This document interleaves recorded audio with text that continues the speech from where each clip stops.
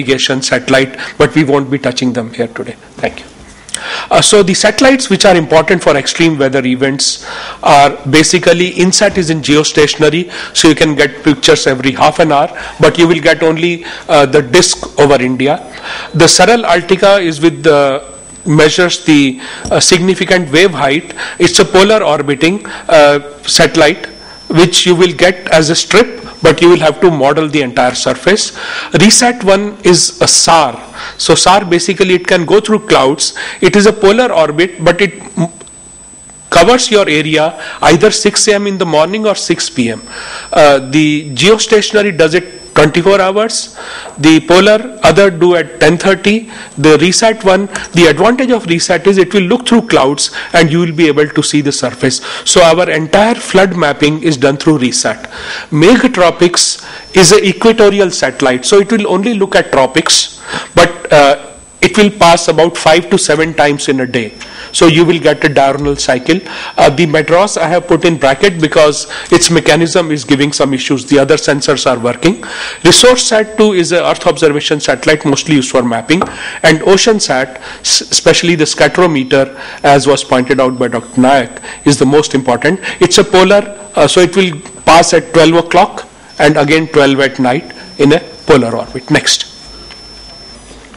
So let us start from OceanSat. What we do is we receive the entire global data which is received either at Shadnagar in Hyderabad or at Svalbard in Norway. That data in near real time comes to Hyderabad. In 120 minutes for entire globe, we prepare ocean wind surface, and this is pushed to European, the ECMWRF. From there they assimilate, because all data within 3 hours is only used for forecasting, and this the whole globe uses this data for all prediction of the ocean wind and various things like cyclones. So this is one activity what we do at NRSC. Next. The second activity what we do is every news report of flood, we acquire the RESAT data and actually make a flood inundation map, and we push it to the MHA, also to the state government, to say what is the exact area. So this year up to now we have produced 109 maps which actually indicate 1.68 million hectare of flood cumulative in 152 districts. So I have given here the district wise and the month wise those maps prepared. These are very useful because with long term maps we can do additional things. I'll come to that in a moment. Next. What basically we are doing now beyond the flood inundation is we are trying to produce a duration and depth of flood map.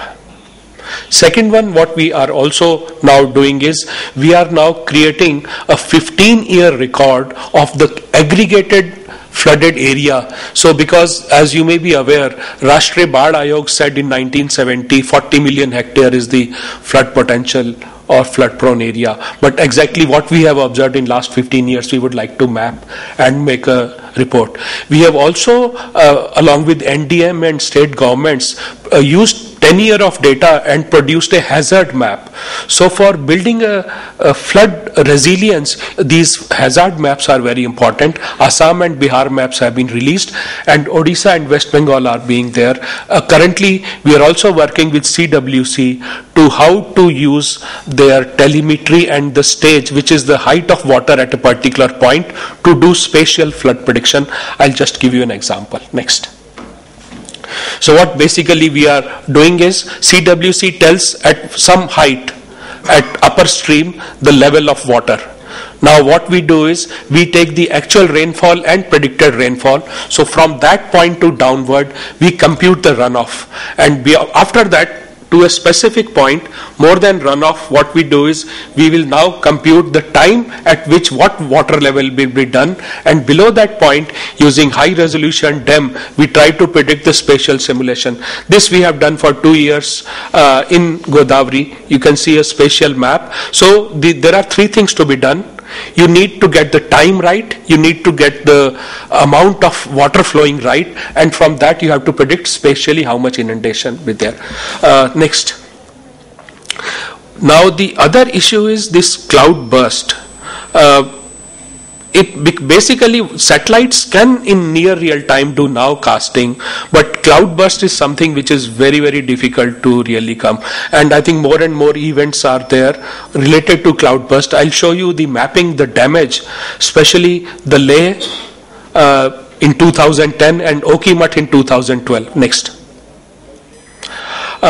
In Okimat 2012, what you can see is on the left of the panel, you see how the terrace cultivation, the roads, and the agriculture land was damaged. In fact, we mapped, due to this single cloudburst, 473 landslides. In fact, we maintain a landslide inventory. We also have a landslide hazard zonation atlas for major roads in the country, which is hosted in our website called Bhuvan. Anybody can take a printout, or you can call it directly as a map, because it's a WMS service. Next. In Leh, what happened, because of the heavy rain, mud flow happened, and many of the buildings and the structures were washed away. All that blue are that mud flow which came from let us say, east, north, and flew down, and entire structures actually were washed away. Next. That brings us into this point of what exactly did the satellite see post-event in Kedarnath. I have just a couple of images, which I think maybe 4 of them. I will just take a look at them. Next. Next. Actually, the Kedarnath is situated just as a glacial valley with 2 big glaciers. Now what, if you are able to have it, because of the light, you may not be able to do, but if it was totally dark, you will see a glacier moraine and the edge, and below that you will see the river structure which is called the Chaurabari Lake.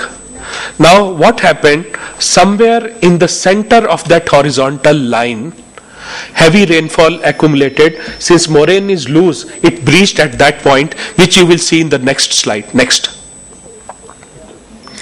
At this point, water went up to, the height was actually about 15 or 17 feet. The total area of water comes around something like 4.5 hectare. We computed like a earthen dam breakage, what would be the runoff, and we tried to compute. So basically, this would take about 12 minutes to totally remove that water out of that. So this is the new drainage channel which is opened going south. But not only the water, here as was explained in the morning by the Director General from GSI, it is all that loose material. I think this image is that loose material and water, plus there was a small embankment which also at some stage would have accumulated some water etc. on the back, and once it broke, entire accumulated thing hit the town of Kedarnath. Next. So this is, I think, image has been seen many times, so we won't spend time. We have continued to map the landslides, and I think the number of landslides mapped touches now above 3,000. We also mapped a lot of infrastructure damage. Next. This is the landslide inventory, and actually if you see in 2001, 14 organizations in the country actually took different parts of the main route and tried to create a landslide hazard zonation. In fact, most of the landslides have occurred at those places which were identified as very, very prone to landslide. Yeah, next. Cyclone is another important area. Now what has happened is, once we only had the picture of cloud, you were not knowing within the cloud the structure, but the scatterometer, OSCAT, allows you to do within the big cyclone eye the additional ocean and cloud structure from megatropics. So you can do cyclogenesis, how the cyclones originate. Megatropics allows you to retrieve parameter within the eye. Then satellites can be used for tracking. Dr. Nayak showed about the prediction. I'll show you a new research on which is being carried out at SAC on improving the prediction and the impact. Next. This is for Mehsan. What you will see is on the panel on the east is the cloud, but in OSCAT very clearly you see the surface wind and the curl. Next. Then you see a new type of model which they are predicting, trying to develop, and in this particular case they believe it has given one of the best accuracy, which is of the order of like 30 kilometer, and time also within 2 hours when it will hit. Next. Of course, everybody is aware of the damage due to the flooding for the super cyclone in Odisha in '99. This shows the amount of area which was inundated because for 1 day continuous it rained. That cyclone was stationary. Next. Using the 1 kilometer data, we do fortnightly assessment of vegetation, and then since 1989 we have been assessing the agricultural drought and making it available to the Department of Agriculture. Last year they have set up a Mahalanobis Center for crop forecasting. We have written a software and transferred it to them in May 2012, and this year they did the entire assessment. So we believe that satellite derived drought is an extreme event of less than normal rainfall, but it is not a sudden event. It builds up over time. Because it's a creeping disaster, it is not fully understood. Many times people neglect it. So this is another one of our activities which NRSC has done. Now we are working on producing crop-specific drought and impact assessment. Next.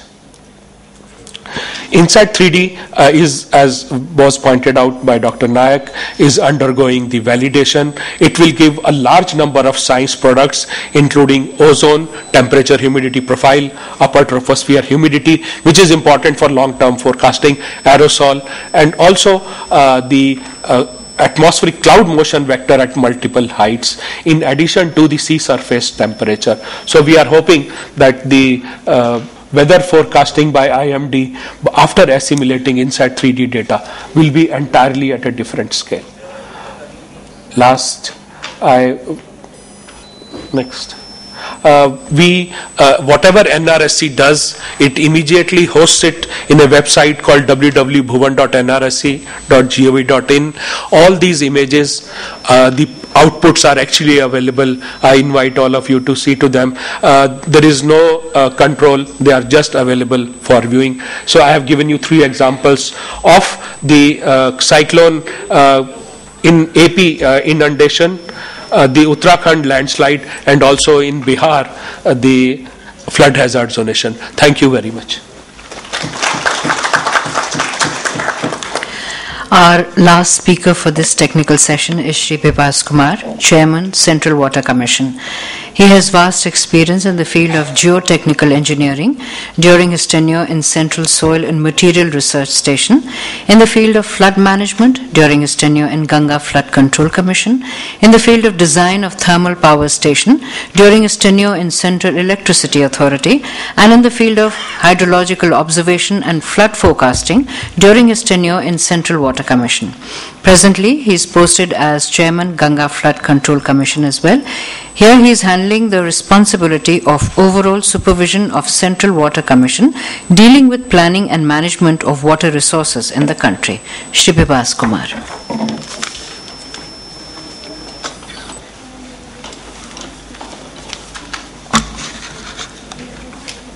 Honorable Vice Chairman, NDMA, distinguished members on the dais, honorable members, NDMA, distinguished guests, ladies and gentlemen. As the last speaker, I should be a little brief because lunch waits you. I'll give a very brief about the activities of Central Water Commission, especially related to extreme weather events.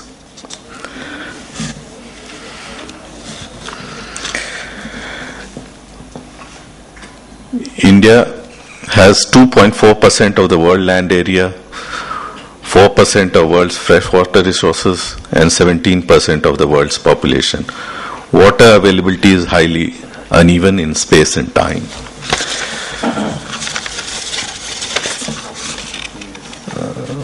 The There is a lot of temporal variation. 75% of rainfall occurs in 4 monsoon months. Most of the precipitation occurs in few storms only. Total rainfall occurs in about 100 hours. 80 to 90% of the runoff in rivers occur in 4 monsoon months. If you see the chart, you see that about 75% of the rainfall is during the period June to September.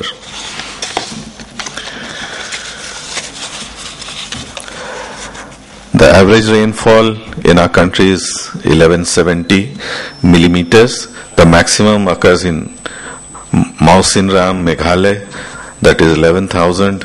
The minimum is 100 in western Rajasthan. As a result of highly variable precipitation in space and time, the country faces drought and floods. The flood-prone area, as assessed by the Rashtriya Baadh Ayog, is 40 million hectares.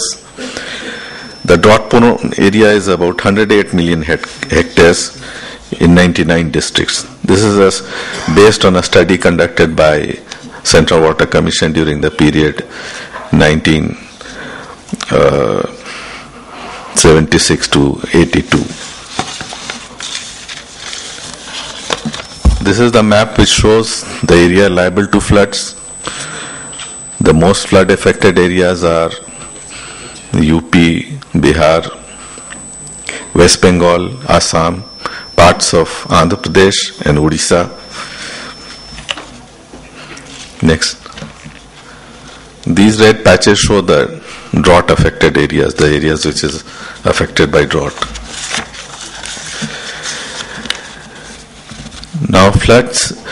Absolute flood control and protection to all flood prone areas for all magnitude of flood is not practicable. Flood management aims at providing a reasonable degree of protection from floods at economic costs. Flood management is with a combination of structural and non-structural measure is the most feasible solution. The engineering and structural measures are: the engineering measures for flood control which bring relief to flood-prone areas by reducing flood flows are: an artificially created reservoir behind a dam across a river to contain the peak flows temporarily and releasing subsequently to attenuate peak flood and introduce time lag. Alternately, a natural repression suitably improved and regulated if necessary or by diversion of a part of the peak flow to another river or basin, where such diversion would not cause appreciable damage. By constructing a parallel channel bypassing a particular town, reach of the river prone to flooding. The engineering method of flood protection which do not reduce the flood flow but reduce spilling are embankments, which artificially raise the effective river bank and thereby prevent spilling, channel and drainage improvement works which artificially reduce the flood water level so as to keep the same confined within the river banks and thus prevent spilling. The role of Central Water Commission and Ministry of Water Resources in structural measures: we have a number of organizations. The Brahmaputra Board prepared 57 master plan for Brahmaputra and Barak Basin and also takes up some of the projects for execution. GFCC has prepared comprehensive master plans for the Ganga Basin. Central Water Commission provides technical assistance to state through techno-economic appraisal. Ministry of Water Resources provides financial assistance to states through plan schemes. One is a flood management scheme. The one which was completed in 11th plan had an outlay of 8,000 crores. It is expected to continue the 12th plan. Then there is a river management activity and works related to border areas and union territories. Then there is a river basin management scheme.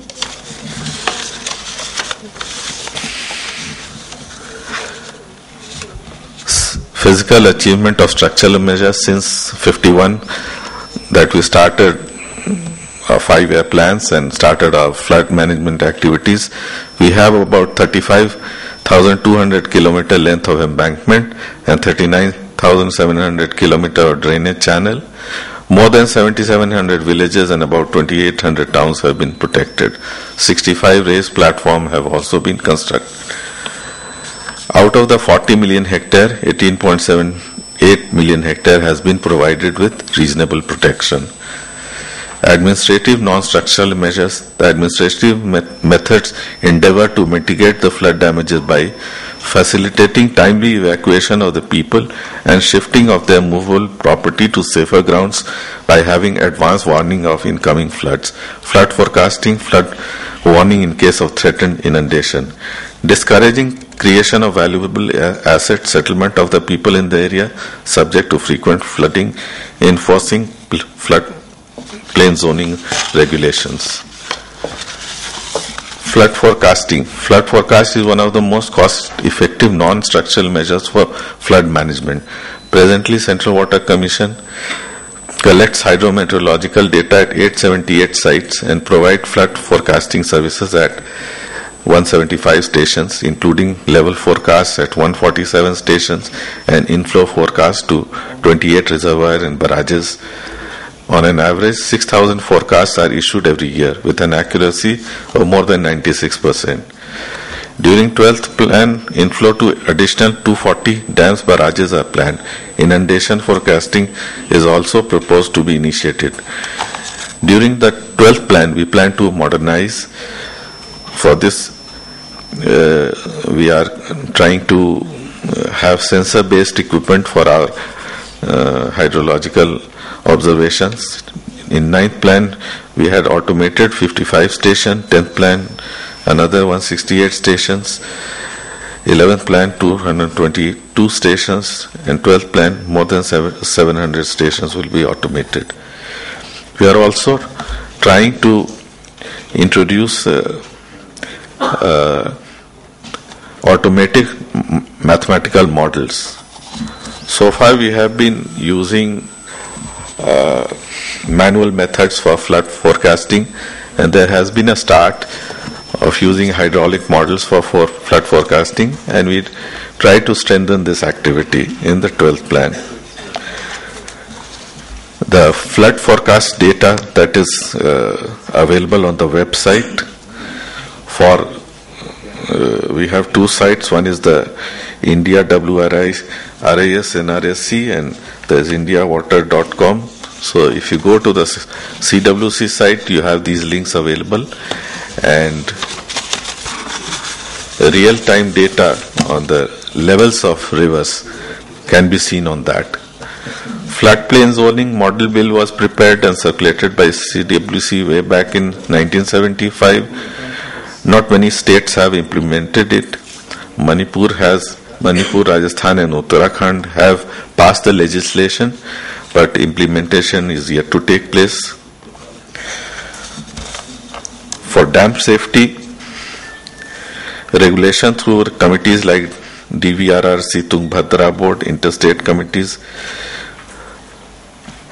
We are having inflow forecasts at a number of reservoirs, and we are trying to increase that. Monitoring dam safety and rehabilitation aspect of large dams to prevent any calamities occurring.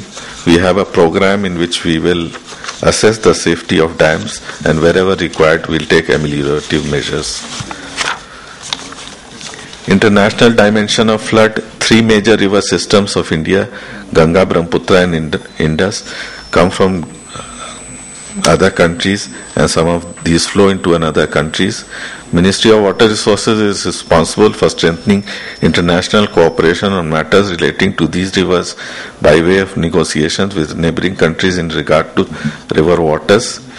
We have bilateral cooperation with Bangladesh, Bhutan, China, Nepal and Pakistan. Next. Drought is, we classify meteorological drought as rainfall less than 75% of rainfall, agricultural drought as rainfall less than 750 mm per year, hydrological drought as prolonged meteorological drought.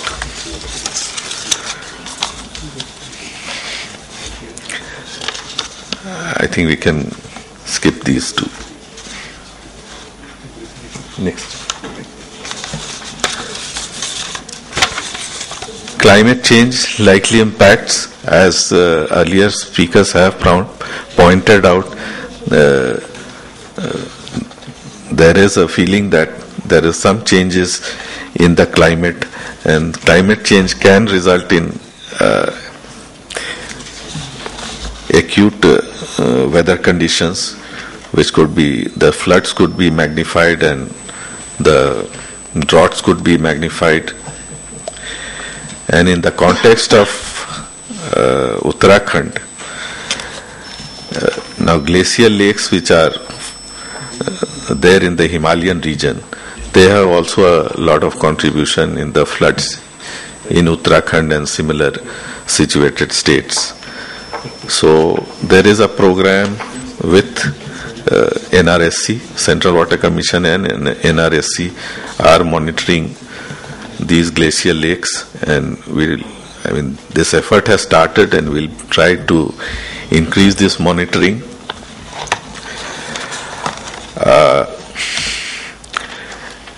Regarding the Uttarakhand disaster, I'd also like to add some points, like for the slope stability problem, which has been observed everywhere.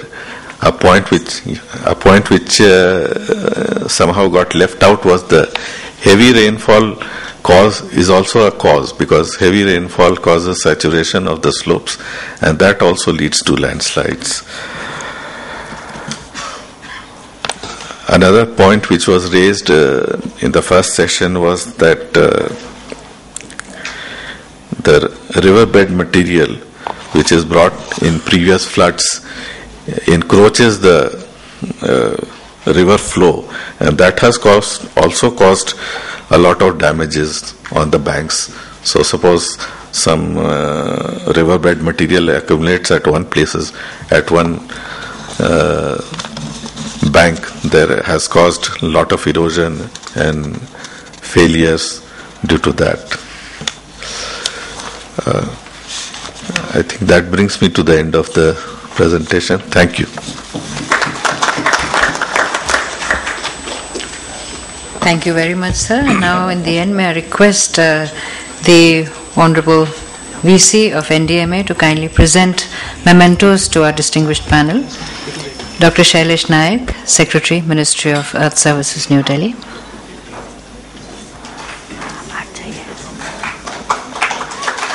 Dr. V.K. Dadwal, Director, NRSC, Hyderabad.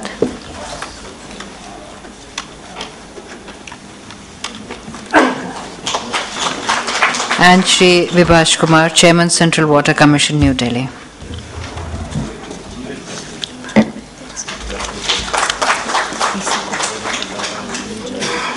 Thank you, sir. We conclude this session, and we'll quickly have the valedictory session next. We'll prepare the stage for that. We have the Honorable Chief Minister of Uttarakhand, Shri Bahuguna, who will be joining us.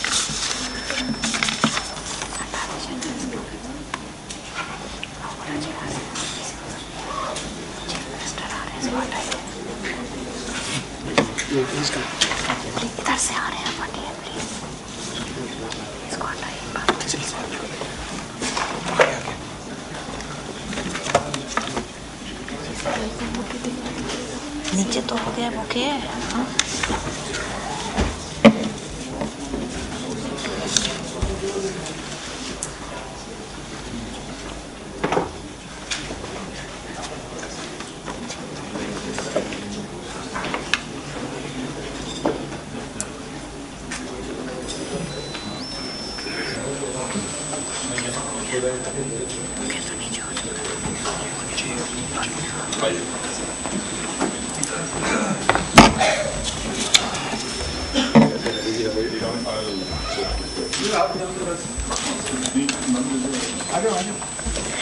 Ladies and gentlemen, welcome to the valedictory session. We are honored to have with us on this occasion Shri Vijay Bahuguna, Honorable Chief Minister of Uttarakhand. After the tragedy in Uttarakhand, he has been personally taking stock of the situation, travelling to all affected areas, and has been leading from the front, literally. May I request Shri A.M. Shashidhar Reddy to kindly take over the proceedings of the valedictory session.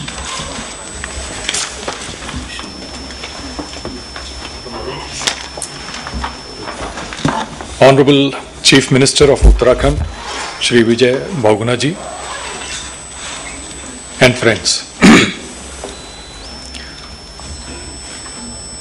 We are late by more than half an hour. You've been following the proceedings from this morning. And just to put that in a nutshell for the benefit of the Honorable Chief Minister, we've had the inaugural session in the morning when the Honorable Prime Minister was the chief guest. The Honorable Home Minister was also there to address us. Then we had two technical sessions, one on lessons learned from Uttarakhand, chaired by our member Shri V.K. Duggal. And the second session was also something which is very relevant and, in fact, on how lessons should be learned to deal with extreme weather events. We had very eminent panelists. A lot of useful ideas have been put forth.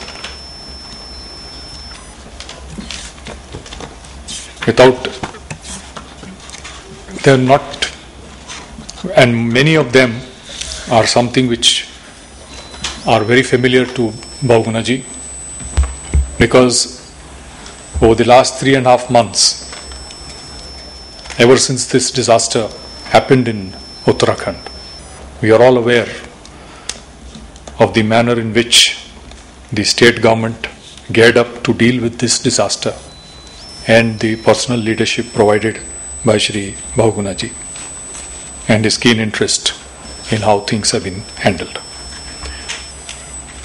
Of course, it's not just in the context of Uttarakhand, as I put it in the morning. The lessons learned from Uttarakhand are very relevant. Looking at the disaster vulnerability of the country, particularly of the Himalayan states, with possible large-scale earthquake, which probably people say is long overdue. The last big earthquake that we've had in Assam was 1950. So the lessons learned, particularly during response and rescue, and of course what is now going on in Uttarakhand, will provide us a lot of insight, and it will be a big learning experience, and we can get better prepared to deal with large-scale disasters in future. Without taking much time, I would now request the Honorable Chief Minister Shri Vijay Bahuguna ji to deliver the valedictory address.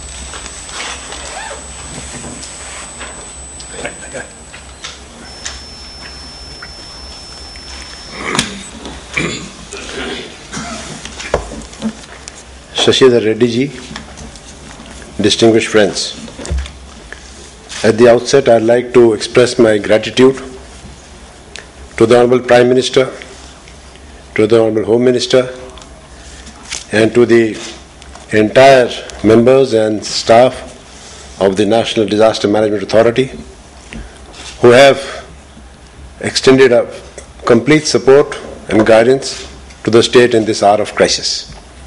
I think since morning you have been informed, or you are aware of the happenings in Uttarakhand. The calamity was of a magnitude which one could not imagine, one could not even dream of. I have been through it from 15th of June onwards, and now the few suggestions I would like to just state before you is that we are a small state, a newly carved state, with a budget of 25,000 crores, out of which 17,000 crores are a non-plan expenditure. So my resources are 8,000 crores. It's a small state, but if you see the entire topography of the Himalayas, the area is so vast that we require immense support from the central government. If we have to draw a long-term planning as how to protect our people in the event of such a catastrophe. For that, I am again obliged to the Prime Minister that he has set up a subcommittee of the Cabinet which is looking into all the aspects and issues which have been raised by the state government and by the various authorities, the scientific authorities, and even your setup. So we can't delay, because another 2 months there will be snowfall. And after that we get only 3 months of time to actually work on the ground before the next monsoon starts. There has to be a de-aggregation of the rivers. The rivers have changed their courses, and I think billions of tons of RBM is now in the rivers. Uttarkashi is threatened,